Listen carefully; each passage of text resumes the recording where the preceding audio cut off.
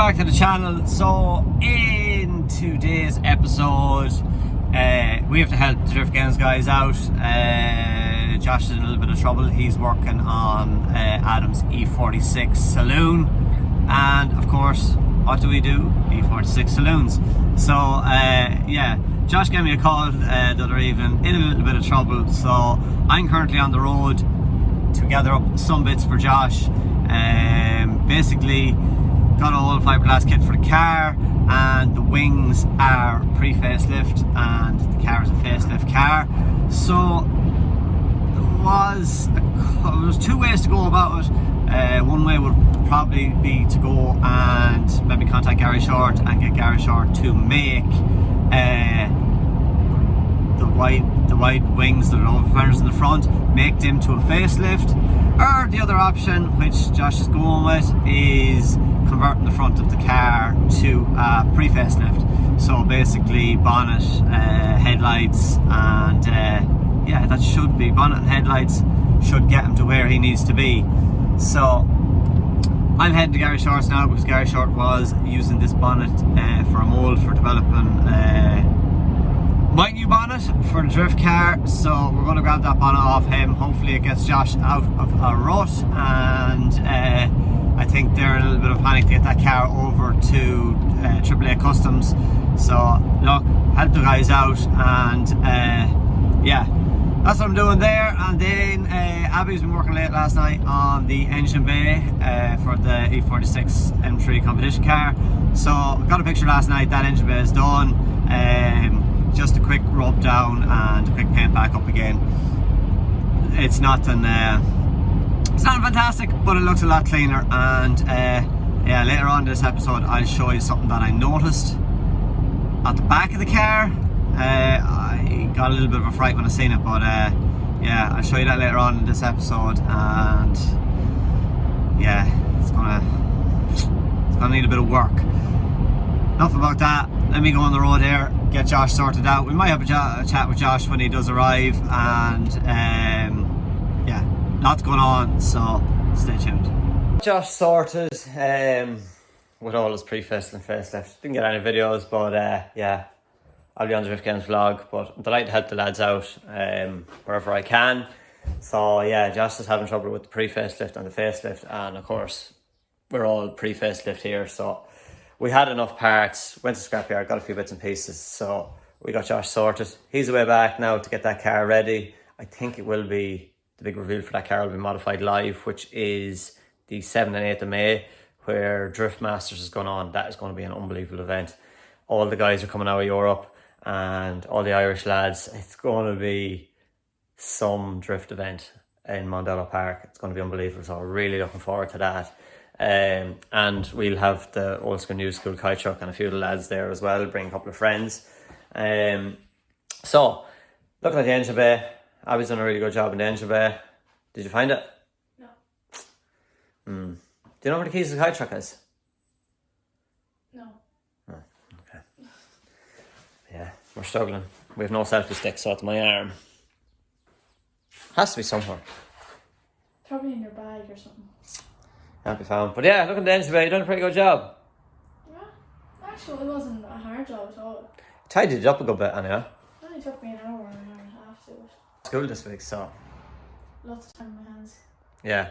Look, it tidies it up, and then you spray it all in underneath black. It does really, really tidy it up. We do really need to do the back. Yeah. Maybe not white again. Not white again, no. So yeah, that love. Nice and neat again. I suppose we could start. What we could do is we could probably put the suspension back in, put all back in. I did say in the previous video I would like to get IRP or Wisefab or something for the front of this. Well, that's coming out of your pocket.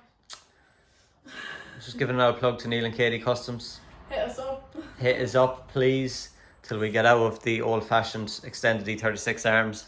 It'd be great if we did, because we'd have loads of spares for your car then. That's true, yeah. So yeah, this is done.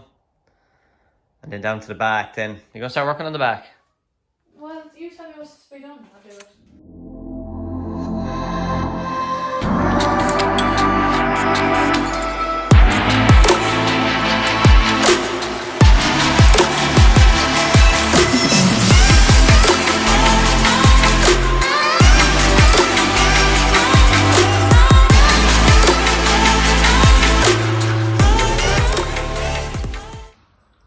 was just looking at the whole front frame and bash bar from Dual Fabrication.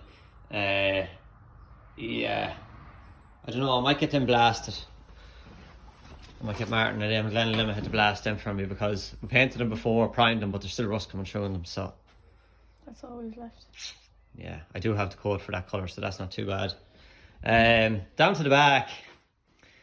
I said at the start of this video, you know, this car has seen lots of walls with Tully Rowan and BDC and stuff.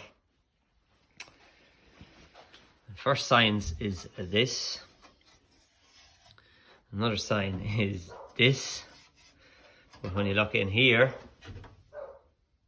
you can't really see it on video, but it is all pushed in. So I think we're going to have to go to Dual Fabrication. Remove this and remove this as well, because as you can see, that bar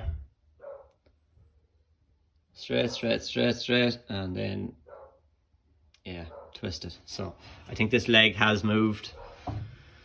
So I don't know what we're going to do there. I'd say we're going to have to cut back in here and remake all of this. That's all bent there as well. Definitely over fenders, I think, or a whole clamshell is the only answer for that, I think. I do think. You need to talk to Gary Short, see what he can do. He is making a new kit, but when it comes to the back end of it, maybe when we get the new kit, we'll just cut everything out of the back of it. Yeah. But yeah, it's going to need a lot of work. But sure, look, for now I think we'll just bolt off that bash bar, take that off it, take off the exhaust, strip it all out, take the battery out of it. You're starting to get used to those spanners, yeah? Nearly get this off, but that's because it's so badly bent. I'd say the minute Abby gets that bolt out of there, it's just going to go doing everywhere. So we're going to drop this bash bar out of it, and it does need some welding and fixing up there, so we'll bring that to Dual Fabrication. Get that all sorted, and this is all bent as well, so we'll take off the exhaust. Part of the new bumper design, we actually may have to run the exhaust to the back of the car, but I think that the exhaust in there is the safest. This car has got so many belts off the walls, and the exhaust has never given any trouble, so we may modify the new bumper not to have any exhaust coming out the rear of it, because it's just way more safer in there, and it keeps the car quiet. Huh? Look how crooked the bolt is. And this one as well. It's like... I knew that would happen.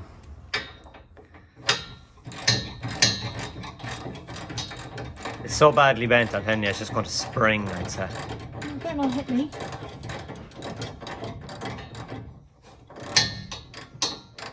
Stand back and give it a good... There you go. Jesus. Lift it up. It's stuck like under here. One down now.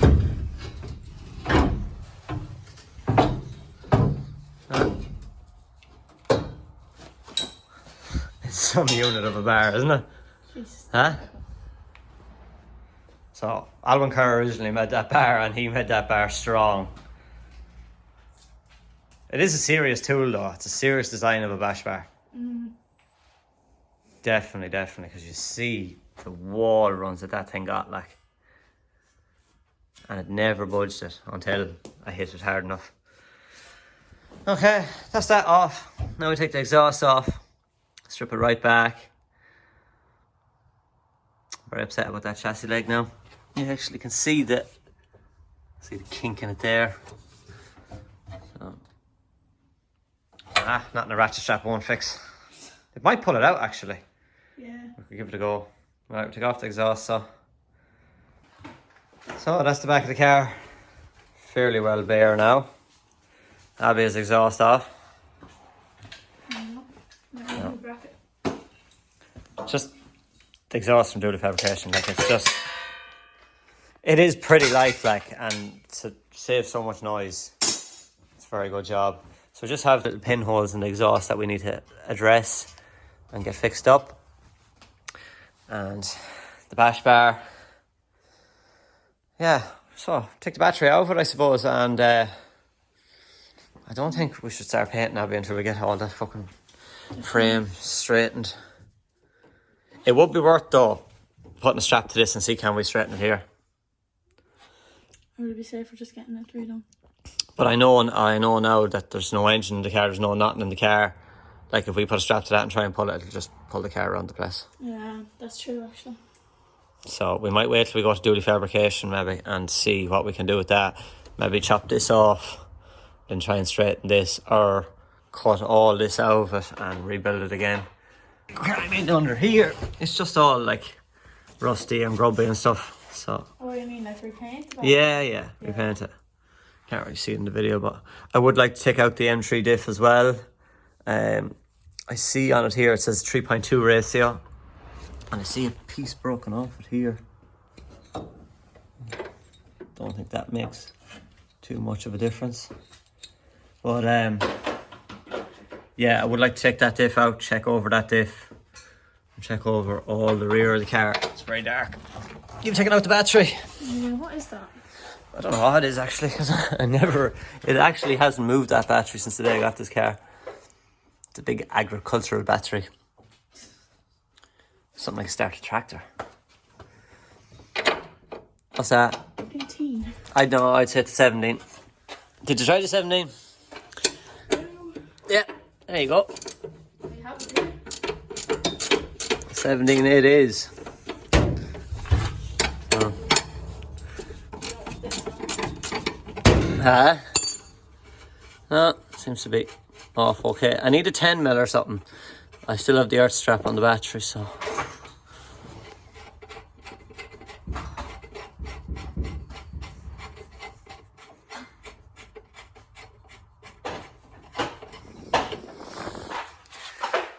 Oh, there's so many bolts. I'm gonna have fun trying to put this back together again. As bad as your car was. So now, it's getting back to cleaning up subframe, gearbox mount, stuff like that. And I went into a local auto factors, Hall's Auto Spares, who supply us with most of our paints for all these builds that we do. And yeah, I asked the lady behind the counter, I said, have you any of that jizzer? And she looked and laughed at me. So it's not jizzer, it's jizer. But yeah, the old jizzer stuff is great, hey, for taking off oil and stuff. It is. This was absolutely caked. And look at that. Great old stuff, that jizzer now. So that saves Abby going power washing. You didn't want to do it anyway, Abby, did you? No. So that's doing a good job on that. And we get this subframe all tidied up. Get some primer on it, get some paint on it, and it will be as good as new. Flip it up the other side. Yeah, the underneath is actually not too bad. So we get all the grease, contaminants, stuff off it, and then we should be pretty good. So a couple of days have passed and this place like a bomb hit. So we need to get all this tidied up, and yeah, subframe's still here, engine. But I've got an engine crane, so or not an engine crane, sorry, an engine stand. So a neighbour of mine was very kindly lent it to me.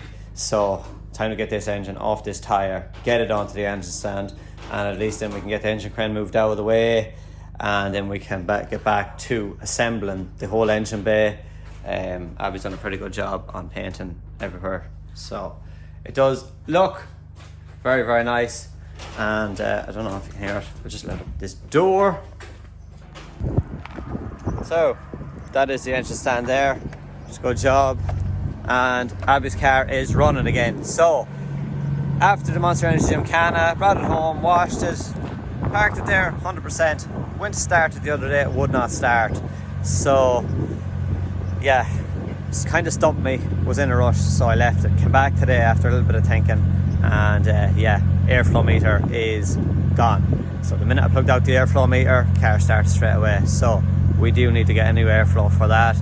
It seems to be running pretty okay there now, but I'm just going to let it run for a little while, warm up, and yeah, we we need to go and get an airflow meter for that car.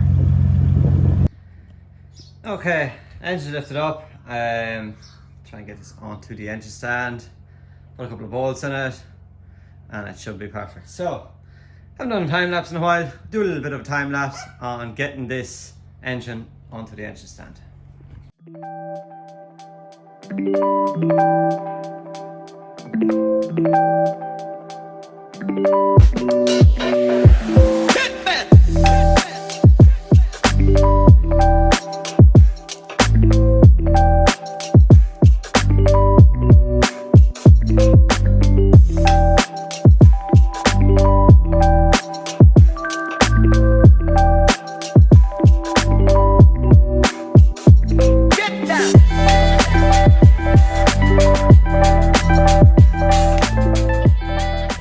So, first time ever putting an engine on an engine stand, and yeah, process was pretty good. So that's the engine sitting on there 100%, and now we can wheel the engine around. I'm not going to try it with one hand, but yeah, we get the engine crane back out, and now this will be pretty easy to work on. Already we have exactly where we need to be here on the sump end, so we'll be taking off this sump and doing the bearings and the bolts and stuff in there in the bottom end, checking over everything, and hopefully we don't find any surprises in there. But yeah, at least we can get the engine crane out of the way and now get back to put the whole front of the car back together and start ripping this engine. Okay, that's the engine on its back. So we are ready to go with stripping this, but I have to wait for the bolts to come. I was talking to Neil and Katie Customs. Luckily enough, he was able to source them for me. Tried a couple of companies, got no reply. Didn't get a reply. So, in fairness to Neil, customer service 100%. What you need, I can get it, I'll sort it. So, big thanks to Neil and Katie Customs. He's getting the bolts, so they should be here within 2 weeks or that. So, I am at a bit of a standstill, but everything is ready to go. So the minute we get them, we can tear into doing this. So I'm going to leave the sump on it, leave everything on it, just in case any things decide to fall in there or get in there. We keep it that way. So yeah, need to get the subframe, need to tidy up the subframe. And while I'm waiting for that, I just have to keep going, working at everything else. So need to tidy up this absolute mess. I'll be doing a bit of spraying of the arms and stuff. Yeah, we need to tidy up this mess first before we even try anything else. The back of the car is ripped as well. Yeah, right. Tidy up this mess. So a little bit of a tidy up. Just got some more gloss black. That's empty. So just put the final coat on all of them. So we need to let them dry. And what I've been sussing out is I was in with Longford Car Parts today, and I want to get new inner tie rods. So as you can see, these ones here, and you've seen in one of the previous videos, we bent one of these and we struggled. We got a spare in the end. So read on a lot of pages on Facebook and stuff, and people says E90 inner tie rods. So looking at it, the E90 tie rod is, if I can get this right, basically, as you can see here, like this was cut and welded to extend the inner tie rod. And looking at a lot of lads use the E90 inner track rods. So this is an E90 one I got off Longford Car Parts, and to me that looks even too long. So there's no rack spacers on it here. Usually the old €2 trick or €4 trick in here, and maybe a standard track rod that might actually work. Might actually work fine for the arms that I'm using. But yeah, I think the E91 is way too long. See the difference here. So yeah, I think maybe just standard E46 ones with a little spacer in at the rack. I think that might be just enough to do me. So I need to figure that out, because I want to know exactly seeing as I didn't build this car, I want to know exactly now what I need going into the year ahead.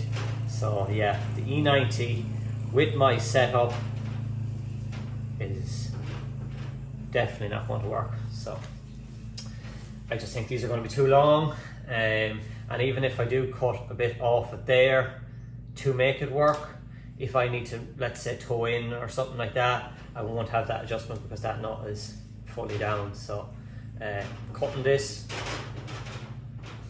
to make that shorter, but then if I need to toe in, I can't go that way, because yeah, I think standard E46 ones with our old €2 trick in here, and I think that should get us out, because my old E36 I used E90 and they worked perfect, but I don't know, they could have been wider arms, I don't really know, so there is a little bit of a difference in this. So yeah, I think bring this back to car parts, get 2 standard E46 ones, put in the old €2 trick coin in here, and I think that should work. But any other ideas on this sort of DIY job, do let me know, but I don't think this is going to work. Right. Yeah, I need to go and figure that out. I was dead sure that the E90 ones would work, but I don't know, maybe my extended 36 arms are that long. Not too sure, need to figure it out, but you might let me know in the comments. I'm not too sure what the arms are extended by, 30-40 mil, 1 inch, 2 inch, 2.5 inches they're extended, so I don't know what that is in mil. I'll be very good at the maths, but yeah, they're 2.5 inches extended. I thought maybe D90 would work. Anyway, I'll go and figure that out. As you've seen there, I have the shed tied up a little bit, and I have all the paint down on the subframe and all that sort of stuff. So I'm going to leave that here for this episode. Let them dry. Go and figure out about the tie rods. You might let me know in the comments what's the best to use, what's the best to run. Do let me know in the comments. That's it for this episode. I hope you enjoyed this routing episode and rebuilding my competition car for 2022. Yes, Irish Drift Championship. There is a lot going on in the background. Can't say much more than that, but there's a lot going on, and it is going to be happening. So this is why I am doing all this. So as soon as we get the go ahead to announce what's happening, when it's happening, where it's happening, I will let you know straight away. But yeah, this is the reason behind all this preparation. Right, I'm going to leave you here. Hope you enjoyed it. Hit that subscribe button, hit the share button, all of that stuff, and we'll see you on the next one.